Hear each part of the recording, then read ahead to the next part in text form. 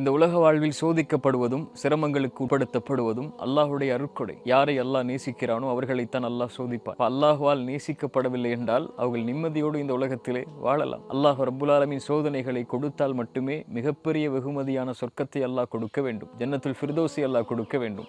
ஜன்னத்துல் ஃபிர்தௌஸை அல்லாஹ் கொடுக்க வேண்டுமென்றால் சோதனைகளையும் சிரமங்களையும் கஷ்டங்களையும் இன்னல்களையும் இந்த உலக வாழ்வில் அனுபவித்து அதன் மூலமாக அல்லாஹ் தேர்ந்தெடுத்தால் மட்டுமே ஜன்னத்துல் ஃபிர்தௌஸ் என்ற உயர்ந்த சொர்க்கத்தை அல்லாஹ் கொடுப்பான். குர்ஆன் சொல்லுகிறது, அல்லாஹ் முஃமின்களுடைய உயிரை, அவர்களுடைய செல்வத்தை சொர்க்கத்திற்கு பகரமாக அல்லாஹ் விலைக்கு வாங்கி கொண்டான் என்று.